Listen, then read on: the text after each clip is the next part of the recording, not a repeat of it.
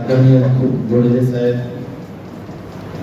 आमचे शहर अध्यक्ष खाजाबाई माळींचे अध्यक्ष, कार्याध्यक्ष चव्हाण, सगळेच खरं तर आपले अभिषेक असतील, सगळे तालुका अध्यक्ष असतील, विधानसभा अध्यक्ष असतील, महिलांच्या सर्व अध्यक्ष आणि सर्व पदाधिकारी, युवक असतील, युवक अध्यक्ष आमची ग्रामीणची गावाला सगळ्यांची नावं घेतली तर एक औपचारिकता होईल. त्यापेक्षा उपस्थित सर्व राष्ट्रवादीचे अत्यंत प्रमुख सहकारी शहर आणि ग्रामीण आणि उपस्थित बंधू भगिनी, आपण तास दीड तासापासून या ठिकाणी सर्वांचं मनोगतही ऐकलं. प्रातिनिधिक स्वरूपात ग्रामीण, महिला, सर्व लोकांचं, युवक आणि सगळ्यांचं मनोगत ऐकलं. काळे साहेबांनी मार्गदर्शन केलं आणि खैरे साहेबांच्या वतीनं घोडेले साहेबांनी पण मार्गदर्शन केलं. उपस्थित आपल्या सर्वांना हे सांगितलं पाहिजे की एका विशिष्ट परिस्थितीमध्ये आज जे काही भाजप या पक्षाने एक थैमान घालवलं आपल्या पूर्ण देशभरामध्ये, आणि याला खरोखर दोन पद्धतीनं मला विश्लेषण करायचं आहे. भारतीय जनता पार्टीने फार मोठी हुकुमशाही चालू केली आणि या हुकुमशाहीमुळे काय झालंय की एक प्रकारे जे आपण ज्याला म्हणू आपण की द्वेष्ट राजकारण किंवा द्वेषाचं राजकारण, सुडाचं राजकारण, वाईट शब्द म्हणलं ना, सुडाचं राजकारण म्हणजे बदल्याची भावना. तू माझ्या विरोधात बोलतो का, पण तुझं मी असं करतो, तुझं मी तसं करतो, अशा पद्धतीनं सुडाचं राजकारण करण्याचं काम, द्वेषाचं राजकारण करण्याचं काम, जात धर्म या नावाने माणसात माणूस न ठेवता जे आपला देशामध्ये माणुसकीचा धर्म आहे, तो माणुसकीचा धर्म किंवा छत्रपती शिवराय शाहू फुले आंबेडकरांचा विचार, धर्मनिरपेक्ष विचार, याला कुठेही महत्व न देता जात धर्म यावर राजकारण करणं. मी सांगितलं की द्वेष, मत्सर, हुकुमशाही, जातीवाद, धर्मवाद ह्या सगळ्या गोष्टींचं जे काही काम चाललंय हे भाजपचं आहे आणि त्यामुळे त्याची उदाहरणं खूप देता येईल. आपल्याला वेळ नाही तेव्हा जे जे तुम्ही पाहताय आज आपले पक्ष फोडले, कशामुळे फोडले हे काही फार म्हणजे त्यांचं फार मोठं कार्य म्हणून गेलेले नाही. दोन पद्धतीने, एक व्यक्ती जातो लाभानी आणि दुसरं जातो भयाने म्हणजे भीतीने. एक भीतीने किंवा लाभाने. हे जे गेलेत ना, हे काही लाभासाठी पण नाही गेले. मी तुम्हाला खरं सांगतो, मला जे माहिती हे सगळे भीतीने गेले. आणि म्हणून मी म्हटलं की एक प्रचंड पद्धतीनं एक भीतीचं वातावरण निर्माण केलं. आणि म्हणून जे आता काँग्रेस पक्षाचे नेते राहुल गांधी यांनी काश्मीर टू कन्याकुमारीची पदयात्रा केली. त्याचं मुख्य शीर्षक काय होतं? मुख्य शीर्षकच हे होतं की नफरत की बाजार में मोहब्बत की दुकान खोलना चाहता हूं. म्हणजे नफरत की बाजार म्हणजे संपूर्ण देशामध्ये जे काही एक नफरतचं वातावरण, जातीचं एकमेकाचा नफरत करणं, द्वेष करणं, आपल्या विचाराचा नसेल तर त्याच्यावर सूड उगवणं, हे जे राजकारण आपण पाहतो ही आपल्या देशाच्या राजकारणाची पद्धत नाही. आपण लोकशाही मानतो, आपण मनापासून एकमेकाचा सन्मान करतो, सर्व जाती धर्मांचा सन्मान करतो. ही आपल्या पक्षाची आणि आपल्या देशाच्या राजकारणाची पद्धत. मी तर हेही म्हणतो की नीतिमत्ता, नैतिकता, तात्विकता हे जे काय असतं ना, ही गोष्ट ही पण महत्वाची. यासाठी की बघा, आम्ही सुद्धा खूप तरुण असताना 24-25 मला 26व्या वर्षी लोकसभेचं तिकीट मिळालं होतं जालन्यात. आपण त्यावेळेसही राजकारण मी बघितलं. आता मला एवढं माहिती होतं की त्यावेळीची भारतीय जनता पार्टी काही तत्वानी, काही मूल्यांनी वागायची. अलीकडच्या म्हणजे आता मी असं म्हणेल की वाजपेयींची भाजप आणि मोदींची भाजप याच्यामध्ये जमीन आसमानचा फरक आहे. वाजपेयींची भाजप काय होती की ज्यावेळी एक मत त्यांना कमी पडत होतं, त्यांना दिसत होतं की एक मत कमी पडत आहे, तर त्या काळात मोदी असते तर काय केलं असतं, सगळी तोडफोड करून टाकलं. पण त्यांनी चर्चा केली, पण तरी एक मताने त्यांचा पराभव झाला, तो पराभव स्वीकारला आणि त्यांनी भाषण जे केलं ते भाषण आपल्याला सगळ्यांना पाठ असेल की बाबा मला तोडफोड करून बनवलेली सत्ता, अशा सत्तेला मी शिवणार सुद्धा नहीं, चिमटी से भी मैं छूंगा नहीं। ये बोलने वाले भाजपा वाजपेयी ये कुछ तत्व से काम कर रहे हैं, कुछ प्रिंसिपल था, कुछ जैसा हम बोलते हैं कि भाई कुछ नियम या कुछ जैसा बोलते ना कि अपन तात्विकता, ही सगळी गोष्ट होती उसूल। पण आता मात्र सत्ता के लिए कुछ भी करो, कुछ भी है नहीं, कुछ भी करो, सब जायज है, सब जायज है। अपन इंग्लिश मध्ये एक म्हण आहे की everything is fair in love end war, यानी युद्ध में और प्रेम में सब कुछ जायज है। अभी उसमें एक और शब्द ऐड हो गया है मोदी की वजह से, राजनीति में सत्ता के लिए कुछ भी करना। तो ये जो प्रवृत्ति है, ये जो विचारधारा है, इसके खिलाफ है। अपन कोई व्यक्ति के खिलाफ में नहीं रहते या कोई पार्टी के खिलाफ में भी नहीं रहते, उनकी विचारधारा के खिलाफ है। तो ये जो विचारधारा है ना, ये विचारधारा के अपन खिलाफ है। आपने को धर्मनिरपेक्ष विचार चाहिए, क्योंकि देश का संविधान, इसके जो पिलर्स है, ये जो कॉलम्स है जिसपे ये संविधान डॉक्टर बाबा साहेब अम्बेडकर का खड़ा है, उसमें क्या तत्व है? पहला तत्व है स्वातंत्र, यानी बोलने का स्वातंत्र। आज मैं जो बोल रहा हूँ प्राइम मिनिस्टर के खिलाफ में बोल रहा हूँ, क्योंकि मुझे संविधान ने अधिकार दिया है कि मैं प्राइम मिनिस्टर के खिलाफ में भी बोल सकता हूँ, ये स्वातंत्र मेरे को। लेकिन आजकल उन्होंने ऐसे कुछ उदाहरण दिए हैं देश में कि तुम ज्यादा बोलोगे ना तो अंदर जाओ। आता कसा तरी सुप्रीम कोर्टाने खूप प्रयत्न करून काल केजरीवालला बाहेर सोडलं।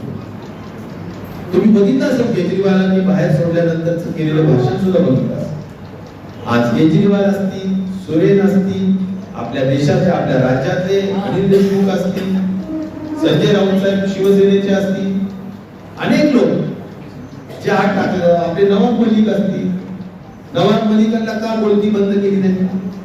तो किती बोलत होता, परखड बोलत होता, एकदम हुशार माणूस, आपल्या राष्ट्रवादीचा एक चांगला प्रवक्ता, पण बोलतो ना मग खोटं काहीतरी रचलंय स्वातंत्र्याच्या पूर्वीचं आणि त्यांच्यावर आरोप करून।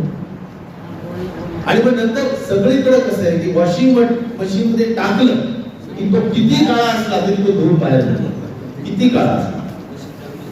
तर हे अशा प्रकारे सगळ्या गोष्टी केल्या जातात। आम्ही रोज बघा इथं वर काय, इथं पण छोट्या छोट्या स्तरावर, जसं वरचं जे मोठं स्तर आहे ना, सीबीआय आणि इन्कम टॅक्स आणि काय म्हणायचं त्याला ईडी, इथे सुद्धा त्याच्यातला छोटा प्रकार असतो। आता काल मी भोकरदनला होतो, भोकरदनचा एक काय म्हणायचा शिवसेनेचा अध्यक्ष आहे मला वाटतं भोकरदनचा, त्याची काहीतरी एक खदान होती, त्या खदानवर तहसीलदारांनी बरंच मोठं वसुली चुकीच्या पद्धतीने दाखवली, म्हणजे एवढी मोठी दाखवली की तो म्हणला बाबा काय करायचं नाही, आमच्या पक्षात येतो मग काही नाही करायचं। सत्तेचा सपशेल दुरुपयोग म्हणजे एक भीतीचं वातावरण। हे आम्ही पण सत्तेत होतो ना, मी पण पालकमंत्री होतो, आम्ही पण मंत्री होतो, आपल्या देशात काँग्रेसचं राष्ट्रवादीचं अनेक वर्ष राज्य होतं, पण आपण असलं कधी काही केलेलं नाही की आपल्या सुडाचं राजकारण, भीतीचं राजकारण, द्वेषाचं राजकारण, जाती आणि धर्माचा द्वेष करण्याचं राजकारण असं कधी केलं नाही। आणि म्हणून सध्या इंडिया आघाडी जी तयार झाली ती या सगळ्या विचाराच्या विरुद्ध। म्हणून आपल्याला एवढा मोठा देशाचा विचार करत असताना आपण छोट्या छोट्या ज्या गोष्टी आहेत ना, जरूर तुमच्या भावना चव्हाणांनी मांडल्या असतील, जिल्हाध्यक्षांनी या ठिकाणी मांडल्या असतील। मला असं वाटतं की सगळ्या भावना रास्त आहे, तुम्ही काही चुकीचं काम करत नाही, तर तुम्हाला काम करायची इच्छा आहे, तळमळ आहे, तुम्हाला मी जो सांगितलेला विचार आहे किंवा ही जी प्रवृत्ती आहे त्या प्रवृत्तीला विरोध करायचा, त्यामुळे तुम्हाला चांगलंच काम करायचं, तुम्हाला यासाठी मतदान वाढवायचं।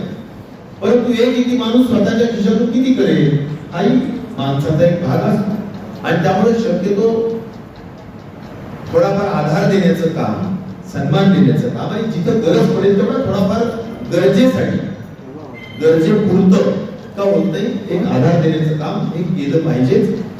मी याबाबत ज्यावेळी पवार साहेबांची सभा होती त्यावेळेसही सांगितलं, वेळोवेळी पण खैरे साहेबांना सांगितलं, घोडरे साहेबांनाही त्यावेळेस सांगितलं. असे काही छोट्या मोठ्या अडचणी असतील, पण मी तुम्हाला माझ्या अनुभवातून एक सांगतो की आता चव्हाण फार पोटून केली नाही, मग आता पुढे तरी लक्षात ठेवा, खासदार झाल्यावर तरी लक्षात ठेवा. हे माझं म्हणणं आहे बाबांनो, एक विचार आयुष्यात लक्षात ठेवा, राजकारणातच नाही, आयुष्यभरात. तुम्ही माझे चांगले मित्र आहेत. नेकी कर दर्या में डाल, नेकी कर दर्या में डाल हा कॉन्सेप्ट, हा विचारधारा आपल्या आयुष्यात ठेवा, सुखी राहा.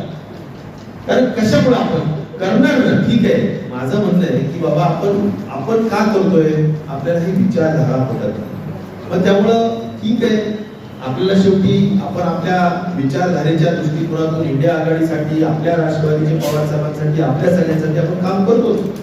आणि खैरे साहेब एक अशी व्यक्ती आहे की जे खरोखर सगळ्यांना भेटतात, बोलतात, चांगले व्यक्ती, व्यक्तिगत एकदम चांगला माणूस, एक व्यक्तिगत खूप जनसंपर्क असलेला आणि भला माणूस ज्याला म्हणू आपण, चांगला माणूस ज्याला म्हणू.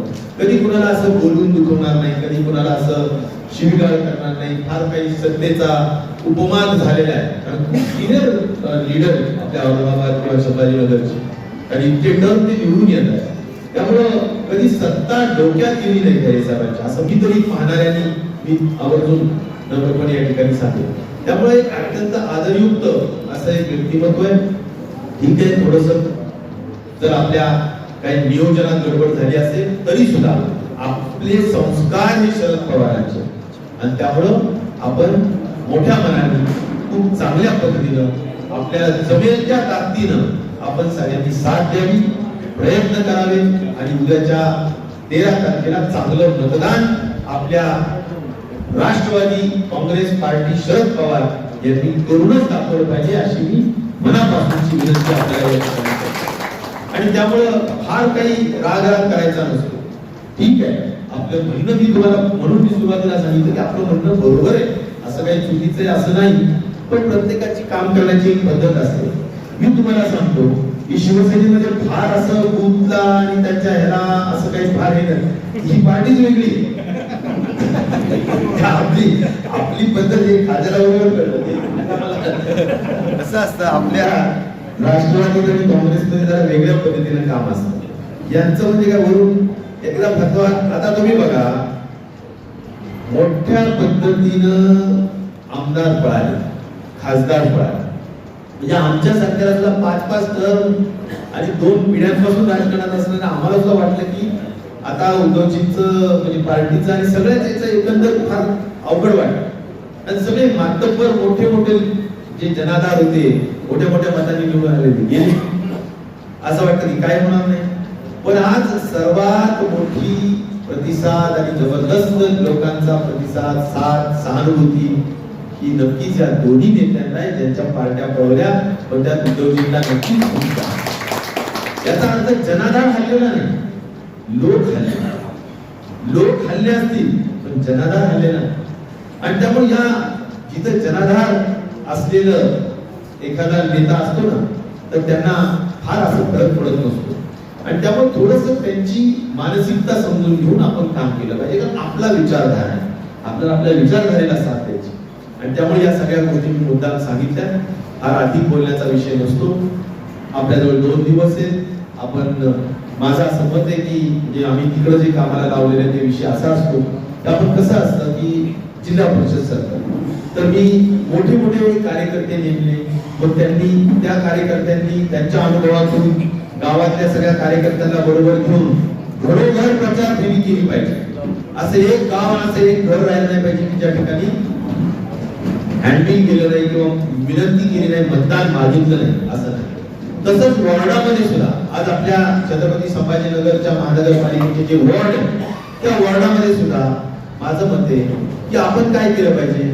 ठीक आहे, एखाद्या ठिकाणी आपण ऍक्टिव्ह आहात, आपल्या राष्ट्रवादीची महिला ऍक्टिव्ह आहे, आपला एखादा वॉर्ड अध्यक्ष ऍक्टिव्ह आहे, आपला एखादा विधानसभा अध्यक्ष ऍक्टिव्ह आहे. माझं म्हणणं आहे त्यांनी काय करायचं, त्यांनी शिवसेनेच्या लोकांना एकत्र करायचं, थोडं पुढं मागं व्हायचं आणि एकत्र मिळून सगळ्यांनी मिळून वॉर्डात प्रचार फेरी करून, आता ही जी बूथ मध्ये तुम्हाला जे आता समजा काय म्हणायचं पोल चीट वाटायचं काम असेल, कल्याण काळेंनी पोलचिक स्वतःच्या पण निर्माण केल्या, मला माहित नाही तुम्ही केल्यात का नाही, कारण बऱ्याचदा आपण शासनाची पोलचिट जाईल या विचाराने आपण आपली करत नाही. पण माझ्या अशी म्हणणं आहे की पोलचिट करा, कारण पोलचिटला आपल्या महाराष्ट्रात आणि देशात एक जुनी परंपरा आहे की पोलचिट आदल्या दिवशी वाटतात, त्या निमित्ताने घरोघर जाऊन विनंती करतात. त्यामुळे तशी अजून 2 दिवस, आज अर्धा वॉर्ड करा, उद्या अर्धा वॉर्ड करा, आज अर्ध गाव करा, उद्या अर्ध गाव करा, काय जे असेल ते. पण घरोघर तुम्ही जे तालुका अध्यक्ष आहेत त्यांनी किंवा वॉर्ड अध्यक्ष आहेत त्यांनी तुमच्या गावातल्या बूथ कमिटीला सांगा, गावातल्या कार्यकर्त्यांना फोन करून सांगा, बोला, कशा पद्धतीने संपर्क करता येईल करा, पण सगळ्यांना बोला आणि पोलचिट्स वाटप झाल्या पाहिजे.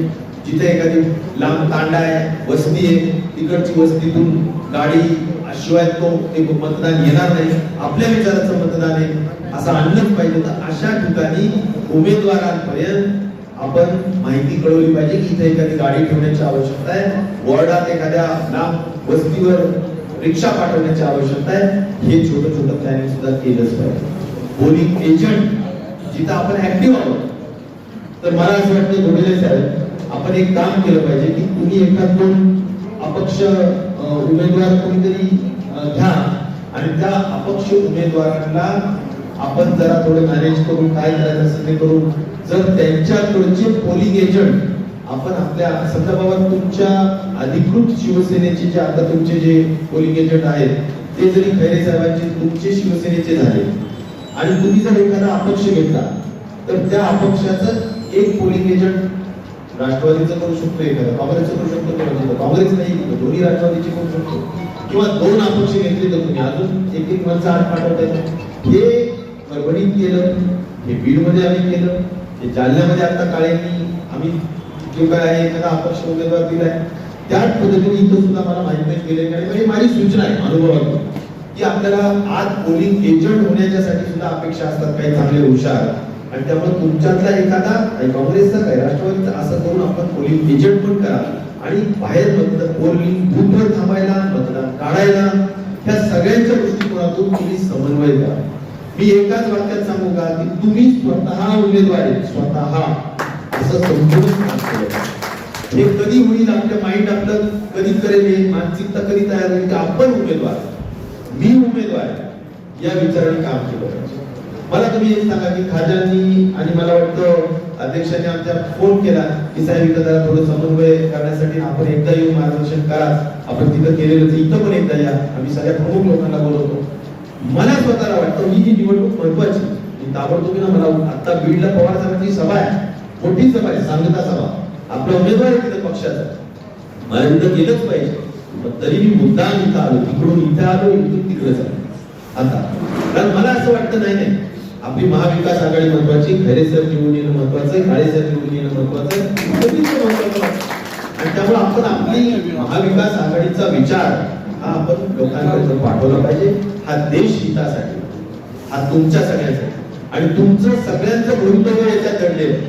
उद्या तुम्हाला कोणाला नगरसेवक व्हायचं, कोणाला जिल्हा परिषद सदस्य व्हायचं, पंचायत समिती सदस्य व्हायचं, सरपंच व्हायचं, अहो यांनी निवडणुका सध्याच बंद करून टाकतात, पुढे निवडणुका घ्यायच्या. आज आपण कितीदा तरी तयारी केली की बाबा चला आपण आता आपले उमेदवार कोण काय कोण थोडंफार थोडे राऊंड झाले होते दत्ता साहेब, बरोबर ना, ते लोक सगळे बसून होते की काहीतरी, पण ह्या निवडणुका मुद्दाम येत नाहीये, घ्यायच्या नाही. तर ह्या जर घ्यायच्या नाही तर पुतीन सारखे आणि त्या नॉर्थ कोरिया सारखे ती पद्धत आणायला वेळ लागणार. हुकुमशाहीची पद्धत, संविधान बदलण्याची पद्धत, निवडणुकांना घेण्याची पद्धत, काही होऊ शकतं. आणि त्यामुळं आपल्याला सगळ्यांना जरा जागरूक होतं. म्हणून आपल्या सगळ्यांनी जरा मोठा विचार करून आपण काम करा. घोडेले साहेब अजून 2 दिवसात जरा थोडंसं जे काही राष्ट्रवादीचं हे जे बोलले ना तुम्ही मनावर करू नका, कुठलं जे आधी फक्त इथून बोलले, इथून नाही बोलले, इथून बोलले इथून विसरून गेले, डोक्यातून विसरून गेले. आणि प्रेम करणारे लोक खैरे साहेबांवर प्रेम करणारे, पवार साहेबांवर आणि इंडिया आघाडीवर प्रेम करणारे, त्यामुळे तसा विषय नाहीये. पण एक आहे की कसं असतं, खूप पोटतिडीकरी मनातून इच्छा असली ना तर माणसाला वाटतं की आपण हे सगळ्या जागरूक करावं, जेणेकरून तुम्ही जागरूक झाले तर तुम्ही अधिक सतर्क होऊन अधिक चांगलं काम होईल, आपल्याला अधिक यश मिळेल. कारण मागच्या वेळेस आपण फक्त 4 हजारांनी पडलो, काळेसाहेब फक्त 8,000 पडले. अरे 8,000 4,000 पडले म्हणजे काय? 2,500-3,000 बूथ असतात. मी म्हणतो एक बूथवर 2-2 मतं वाढले, एक बूथवर 2 मतं आणि 1 मत वाढलं तरी सुद्धा निवडून येतं मला. इतक्या आता म्हणजे एका बूथवर 1 मत जरी वाढलं असतं खैरे साहेबांना, एका बूथवर फक्त 1 मत, तरी 2,500-3,000 बूथ असतात. त्याच्यावर तेवढे मतं वाढले तर 4,000 मतं फरक होतं. म्हणजे आपल्याला लागतो किती? 2100 लागतो, 2200 लागतो, म्हणजे 200 निवडून येईल माणूस. इतकं मताचं महत्व आहे. त्यामुळं मला हे म्हणायचं की आपल्याला खानावून गोळी गेली जर आपण किंवा आपण काय म्हणतो की फार थोडक्यातून आपला पराभव झाला, तर जरा यावेळेस आपण जास्त सतर्क राहावं असं गोडेले साहेब मला तुम्हाला सांगायचं. आमचा सगळ्यांचा जीव आहे तुमच्या, उद्योजकमध्ये जीव आहे आमचा सगळ्यांमध्ये जीव आहे. कारण आम्हाला असं वाटतं की ही जी प्रवृत्ती आहे ही प्रवृत्ती देशासाठी चांगली नाही, जनतेसाठी चांगली नाही, आणि त्यामुळे ही बदलली पाहिजे. आणि त्या दृष्टिकोनातून आम्ही सगळेजण मेहनत घेऊ. आमची राष्ट्रवादी मेहनत घेईल. आमचे पवार साहेबांच्या विचाराचे सर्व सैनिक तुमच्या खंबीरपणे पाठीशी राहतील असा विश्वास तुम्हाला मी पुन्हा एकदा या माझ्या सगळ्या प्रामाणिक सहकार्यांच्या वतीने लक्ष देईन. एक शेवटचा मुद्दा सांगेल की मुस्लिम बांधवांच्या दृष्टिकोनातून माझं तुम्हाला नम्रपणे सूचना आहे की खरोखर मी जे पाहतोय की जवळजवळ 100% जो जिंकणारा उमेदवार आहे ना त्याला मतदान मुस्लिम समाज देतो आणि इथं आपलाच माणूस जिंकणार आहे. त्यामुळं थोडासा 100% विश्वासाने या सगळ्या गोष्टी करा आणि व्यवस्थितपणे सगळ्या मुस्लिम बांधवांना खास करून आपण विश्वासात घ्या आणि त्यांचं मतदान सुद्धा व्यवस्थित होईल अशा पद्धतीचं योग्य ते सहकार्य मुस्लिम बांधवांच्या वॉर्डामध्ये करा असं माझं तुम्हाला आग्रहपूर्वक सांगणं आहे. यापेक्षा अधिक न बोलता सगळ्यांना खूप शुभेच्छा देतो. मित्रांनो, बारकाईने लक्ष घाला, सांगत चला आणि गरज पडली तर ही आपली गरज आहे समजून काम करा, एवढंच मी तुम्हाला या निमित्ताने सांगतो. आणि विजयीचा गुलाल घ्यायला 4 तारखेला पुन्हा 4 तारखेला इथं येऊन हा विजयाची तुतारी वाजू आपण या ठिकाणी अशा प्रकारे करतो. आपण आल्याबद्दल सगळ्यांचं स्वागत, सगळ्यांचे आभार.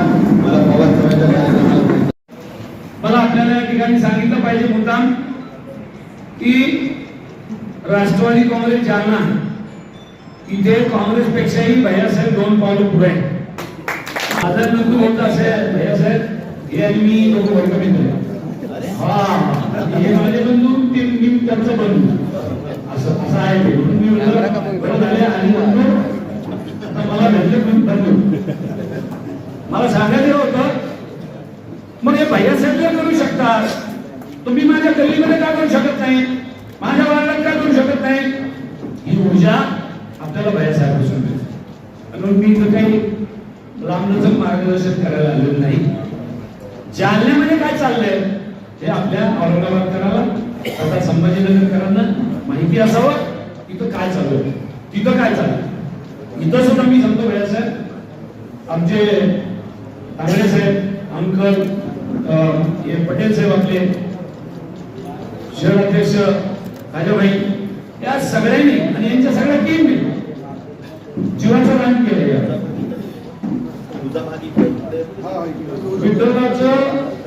विद्रोहाचं गाव माझ्याकडे आणि त्यांचं नाव यांच्याकडे. ऐका ना, जसं आमची भगिनी नीरज पटेल ही आमची भगिनी आहे, त्यांचं माहेर माझ्याकडे आणि सासर त्यांच्याकडे, असं सगळे वाटलेले. परंतु सासरपेक्षा माहेरमध्ये जीव जास्त असतो एवढं डोक्यात ठेवा. म्हणून काळजी करू नका. पण हे जरी अल्पसंख्याक मंडळी असली तरी यांना विश्वासात घ्या. 100% हे लोक गेल्या 25 वर्षापासून या भारतीय जनता पक्षासमोर कोळलेले आहेत. सगळ्यात जास्त त्रास हे आमच्या मुस्लिम बांधवाला आहे. तुम्ही आम्हाला विश्वासात घ्या, सगळ्या विश्वासाने तुमच्या पाठीशी राहणार आहे. कारण मी औरंगाबादमध्ये काय बोलावं नाही न बोलावं हा माझा भाग नाही, परंतु मलाही वाटतं की आपल्या औरंगाबादची लोकसभेची जागा सुद्धा निवडली आहे. आणि कैलाससाहेब मागच्या वेळेला पराभूत झालेले, मी एकदा 2009 ला पराभूत झालेलो आहे. आणि म्हणून ही मंडळी विषय बदा टाकतात. तुम्हाला सांगतो, आपल्या 50 एकरच्या कॉलनीमध्ये जेवढे लोक राहते ना तेवढे यांच्या एका गल्लीत राहते. म्हणून तुम्ही विश्वास टाका आणि खंबीरपणाने म्हणा माझा विश्वास आहे तुमच्यावर. एकदा त्या मंडळीने आपण आपल्या खांद्यावर मान टाकली ना नंतर ते काहीच मागे पुढे पाहत नाही. म्हणून मला त्याची खात्री आहे. तरी सुद्धा त्या लोकांनी बिनधास्त सांगितलं, अहो साहेब त्यांची इतकी तर काळजी माझी कोणीच करे ना, माझा पावना करायला एवढी मी काळजी करताय का? त्यांना माहिती आहे या देशामध्ये जर जम्हुरियत शिल्लक ठेवायची असेल, लोकशाही जिवंत ठेवायची असेल तर कुठल्याही परिस्थितीत काँग्रेस, महाविकास आघाडी, इंडिया गठबंधन हे जिंकलं पाहिजे. ही त्यांची भूमिका आहे. हे काय तात्पुरतं एखाद्या गल्लीपुरतं पाहणारी समाज नाही आहे नंदुभाऊ. हा देशाची सियासत पाहणारा समाज, देशाचं राजकारण बघणारा समाज आहे. म्हणून मी नंदुभाऊ मी सांगत होतो की औरंगाबादची सुद्धा परिस्थिती, औरंगाबाद जिल्ह्याचे 3 मतदारसंघ आहे भैयासाहेब आमच्याकडे ना, सिल्लोड असेल, फुलंब्री असेल, किंबहुना पैठण असेल, इथल्या सुद्धा राष्ट्रवादीच्या सगळ्या नेत्यांनी जोमाने कामाला लागायचं ठरवलंय आणि ते पण रोज माझ्या सोबत काम करताय. मित्रांनो, मी आज एवढ्यासाठी आपल्या समोर उभा आहे की तुम्ही गैरसागा करता किंवा माझ्या करता राष्ट्रवादीच्या नेत्यांनी, कार्यकर्त्यांनी प्रचंड मेहनत घेतली गेल्या 8-15 दिवसात. खूप मेहनत घेतली आणि तुम्हाला हे वाटत होतं या वेळेला सीट निवडून आली तर आपलं काही खरं नाही. कोणाचं? राष्ट्रवादी काँग्रेसचं पण काँग्रेसचं यांचं काही नाही, जमून गेले काम आपले हाल आहे का? आपण सेक्युलर विचाराच्या आहोत आणि सेक्युलर विचाराच्या पार्टीला सगळ्यात मोठा धोका होतो ज्या वेळेला प्रादेशिक पार्ट्या किंवा ज्याला आपण काय म्हणतो जातीय पार्ट्या उभ्या राहतात. म्हणून आपलं किती नुकसान झालंय? हे भैयासाहेब सोडले किंवा कैलास गोरंट्याल सोडले तर आपल्या 2 जिल्ह्यात काय व्हायचं आम्हाला काय शिल्लक? आपल्या दोन्ही जिल्ह्यामध्ये एवढे 2 झाडं सोडले, एवढी 2 नेते सोडले तर आपल्या दोन्ही जिल्ह्यामध्ये शून्य म्हणजे. आणि उद्या ते दोन्ही खासदार आपले निवडून आले तर सगळ्यात चांगले दिवस कोणाला येतील तर ते आपल्या काँग्रेसला. म्हणून माझी आपल्याला विनंती आहे की आपण जे 8 दिवस 15 दिवस खूप कष्ट केले, त्या कष्टाचं फळ, त्या कष्टाचं चीज हे येणाऱ्या 3 दिवसात होणार आहे. आज, उद्या आणि परवा. भैयासाहेब आम्हाला तशी तुम्ही मिटिंग त्या म्हणजे अध्यक्ष म्हणले आधी उशिरा मिटिंग दिली कारण तालुक्यातून लोक इथं बोलवायचे म्हणजे त्यांचा अख्खा दिवस जाणार आहे. म्हणून इथे स्थानिक पातळीवर जे कार्यकर्ते नेते आले परंतु पैठणमध्ये त्यांचं ते स्थानिक पातळीवर जोमाने कामाला लागलेले, त्या धर्तीवर इकडं आपल्या सोयगाव सिल्लोडमध्ये लोक कामाला लागले. त्यांनी फक्त निरोप पाठवला, आपले जिल्हाध्यक्षांनी सांगितलं, भैयासाहेबांनी सांगितलं आपल्याला कामाला लागायचं, ते सगळे लागले. मी प्रत्येकाला पर्सनली भेटलोय, प्रत्येकाची भेट आहे, प्रत्येकाचा फोन आहे, सगळ्या मिटिंगा, सगळा समन्वय ठेवण्याचा सातत्याने तिन्ही पक्षाचा किंवा जे घटक पक्षामध्ये आहे, आम आदमी पार्टी असेल, समाजवादी पार्टी असेल, राजद असेल, ती अजून एक पार्टी आपल्या काळे साहेबांची पार्टी असेल, कम्युनिस्ट आहे, कम्युनिस्ट वेगळे, सीपीएम, सीपीआय, त्या सगळ्याच्या जिल्हाध्यक्षांना त्यांच्या सगळ्याशी संपर्क करून त्यांना कामाला लावलंय. फक्त मला आपल्याला एक विनंती करायची जाता की अशी की तुम्ही कल्याणकार्याला गेल्या 15 दिवस झाले सांभाळ, आता शेवटचे 3 दिवस आहे. बारीक सारीक काही गोष्ट असल्या तर विसरून जा. माझ्यावर काय राग असेल तो 14 तारखेला करा, बरं का? अतुल गावंडे 14 नंतर, अतुल गावंडे तुम्ही 14 तारखेनंतर सगळ्यांनीच काय असेल ते माझ्याजवळ मत व्यक्त करा. परंतु 13 तारखेला संध्याकाळी 7 वाजेपर्यंत आपल्या महाविकास आघाडीसाठी मी काम करतोय. मग ते जालना जिल्हा असो का औरंगाबाद जिल्हा असो, त्याच्यामध्ये आपल्याला जीवाचं रान करावं लागेल. म्हणून जेवढे आपल्याला काम करण्याची शक्यता आहे, जिथं जिथं जाऊन करण्याची शक्यता आहे, जिथं फोन लावायचा आहे, आता सगळेच काही जालना येतील का? नाही. मग कोणाला फोन लावावा लागेल. समजा त्याचा मतदारसंघ पण जालन्यात नाही आणि नाव पण जालन्यात नाही, 3 तालुक्यात नाही, 3 मतदारसंघात नाही, औरंगाबादच्या. मग असे लोक शहरात आहे, त्यांनाही माझी विनंती राहील की आपल्या समाजाचा, आपल्या नात्यातला, आपल्या ओळखीचा जो कोणी माणूस असेल या सगळ्या मित्र परिवारातला आपण त्यांना फोन करा, आपण त्यांना भेटा, बोला आणि काहीही तुम्हाला वाटलं अडचणीचं आहे ते मला कळवा किंवा आपल्या त्या युनिटला कळवा राष्ट्रवादीच्या. तसंही केलं तरी मला असं वाटतं आपलं काम निश्चितपणे जमेल. फार लांबचं भाषण करण्याचा वेळ आणि प्रसंग नाहीये.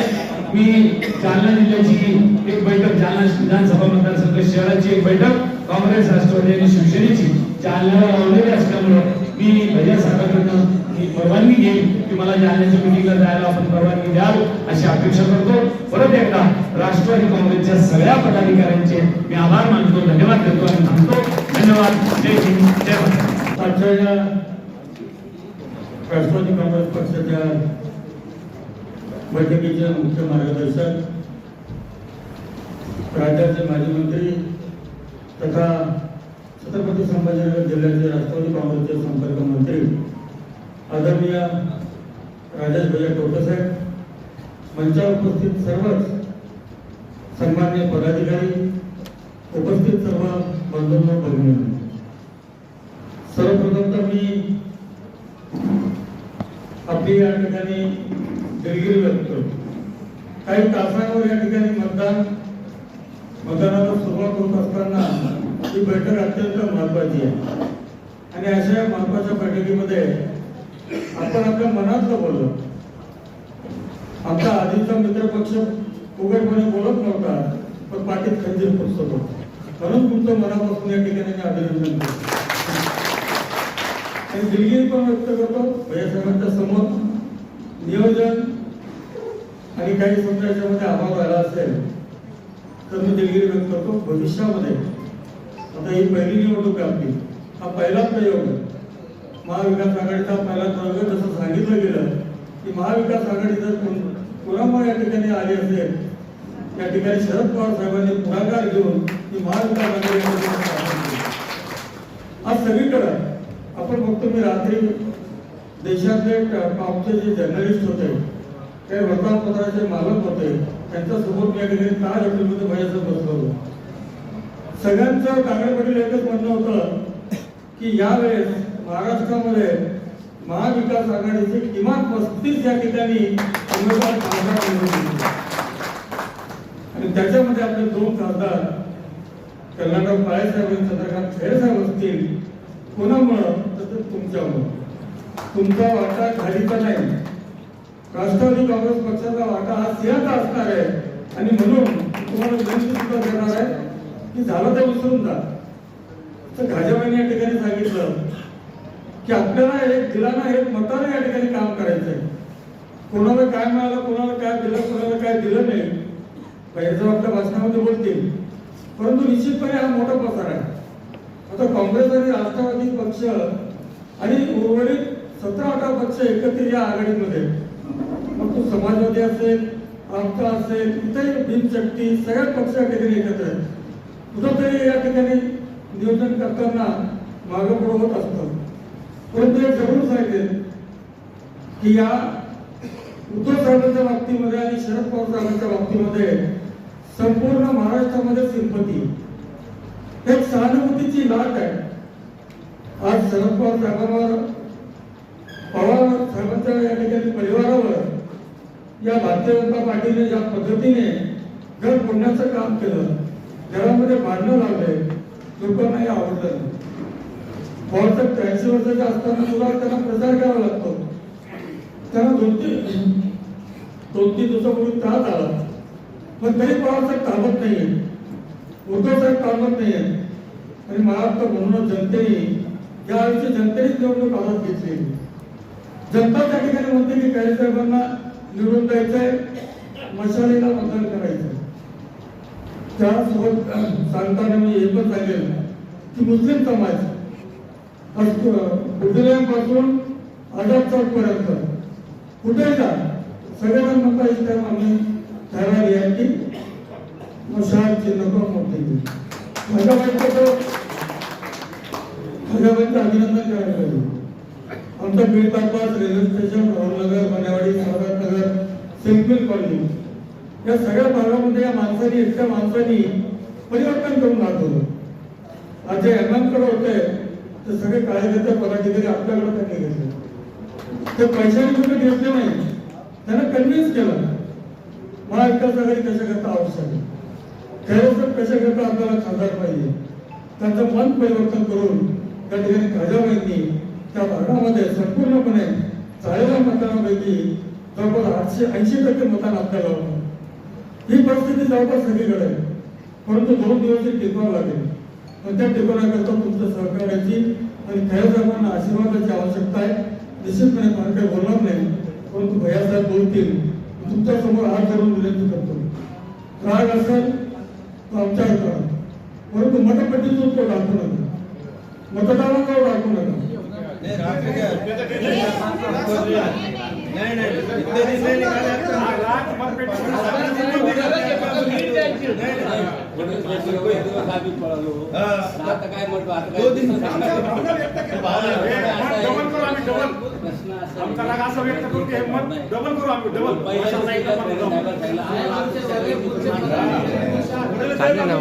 संयमी आहे आणि भैया साहेबांसारखा अनुभवी या ठिकाणी संपर्क मंत्री आपल्या जिल्ह्याला मिळालेला आहे. खरं म्हणजे तुम्ही नशिबान आहात, आम्ही नशिबान. कारण भैया साहेबांचा ते दांडगा अनुभव आहे. युतीच्या काळात पण भैया साहेब मंत्री होते. कोरोना काळामध्ये भैया साहेबांचं कार्य संपूर्ण महाराष्ट्रातल्या देशाच्या जनतेने या ठिकाणी बघितलेलं आहे. म्हणूनच उद्धव ठाकरे साहेबांना एक चांगले सीएम म्हणून कोरोना काळात काम केल्याचा सन्मान सुद्धा मिळाला तो साहेबांना. घरातलं दुःख बाजूला ठेवून भैया साहेबांनी काम केलं. ही असते पक्षनिष्ठा, हे असतं कर्तव्य. आणि मला वाटतं भैया साहेबांसारखा त्या ठिकाणी महत्वाचा संपर्क मंत्री असताना निश्चितपणे त्यांना जालन्याची पण जबाबदारी आहे, आपल्याकडची पण आहे. परंतु भैया साहेब सुद्धा या संभाजीनगरच्या निवडणुकीवर लक्ष देतील अशी त्यांना विनंती करतो. पुन्हा एकदा तुम्हाला विनंती करतो की अवघ्या काही तासांवर निवडणूक असताना जे काही समज गैरसमज असतील ते दूर करा. माझा नंबर सगळ्यांकडे आहे. एक रास्त अपेक्षा आहे की प्रचार कार्यालयात आल्यानंतर विचारलं गेलं पाहिजे. प्रचार फेरी संपल्यानंतर किमान पाणी तरी दिलं गेलं पाहिजे. या सगळ्या गोष्टी ज्या आहेत त्या निश्चितपणे आपण त्याच्यामध्ये सुधारणा होईल.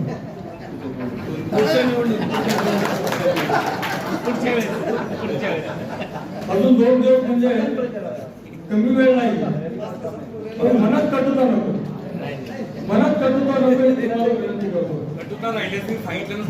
येणार होते पण त्यांना अजूनही त्यांचं तिथं शिष्टमंडळ येत आहेत. अनेक अभ्यागत लोक त्यांचे भेट घेण्याकरता आहेत, ते आले नाही. म्हणून त्यांच्यामध्ये मला या ठिकाणी पाठवलं. मी माझ्या मनातलं बोललो, तुमच्या भावना ऐकून घेतल्या, तर निश्चितपणे तुमच्या भावनांचा आदर करतो.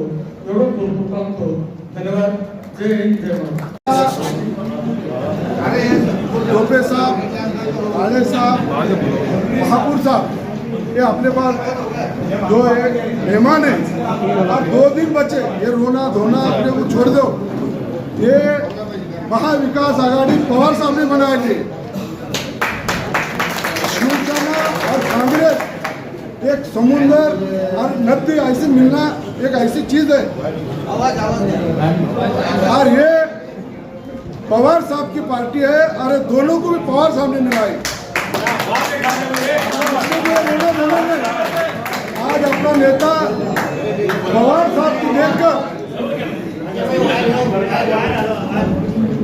मैं भाषण नहीं करने आता. मैं काले साहब के टाइम में काम का बोला था, मगर आज अब इसलिए उठा कि हर एक आदमी क्या है क्या नहीं, ये इनकी पद्धत अलग है. शिवसेना वालों की पद्धत अलग है, अपनी पद्धत अलग थी. जो भी है अपने बूथ कमेटियां जो भी है उन्होंने दो ना दो, अपने को काम करना है. और दोनों ये अपने को पवार साहब को देख के काम करना है. अपना नेता 85-83 साल में बीमार भी है तो काम कर रहा है. आज हर जगह जा रहा है. जो भी है उनकी पद्धत अलग है, अपनी पद्धत अलग है. रोने धोने का काम नहीं. आने वाले वक्त में कौन से वार्ड में अगर देखो आने वाले वक्त में महापुर अपना ही रहेगा, महापुर अपना ही रहेगा. आज अपन शिवसेना कांग्रेस राष्ट्रवादी से नेतृत्व में अपन उनके साथ रह के इनके साथ रहने के बाद जब लड़के लेंगे जो भी लड़के लेने का है. आज लड़ने का रोने का टाइम नहीं, आज लड़ने का टाइम है. मेरी सबको विनंती है, इनका छोड़ दो. अपने अपन ऐसा समझो मैं खुद ठहरा हूँ. मेरे वार्ड में अगर मैं नजर से हो मैं कैसा काम कर दूँ तो वैसा काम करो. ये मेरी विनंती है. आने वाला वक्त बहुत बुरा आने वाला है, वो तो सब पूरी दुनिया बता रही है. और दोनों पार्टी के उम्मीदवार चुनके आने वाली है, मगर हम बहुमत से कैसा निवड़ के लाना है. आज हर समाज में आज हम यहाँ पर घूमने बोले छोटे साहब पर बहुत अच्छा परिस्थिति. हर एक आदमी बोला कि भाई हम अच्छा मतदान करेंगे, मगर पहले साहब 4000 से गिरा रहे साहब. इतनी भी लापरवाही मत करो कि आप थोड़े से गए होंगे। अभी जो हमारा शिवसेना वाला जो है वो रात दिन घूम रहा, वो क्या कर रहा है तुमको मालूम है हमारे से ज्यादा। मगर हमारी जो भावना जो जनता है उनका भी जो भी अपन बैठ के करेंगे। मगर आज चैनल चालू है, अपने अपना नेता आज संपर्क मंत्री अपने पास आया नहीं, अपने घोड़े साहब आया नहीं। आज जो उनका कैसा काम करने का, कैसा जमा करने का, कैसी लीड देने का, ये काम हम राष्ट्रवादी कांग्रेस के उद्देश्य में। भैया साहब तुम आगे बढ़ो।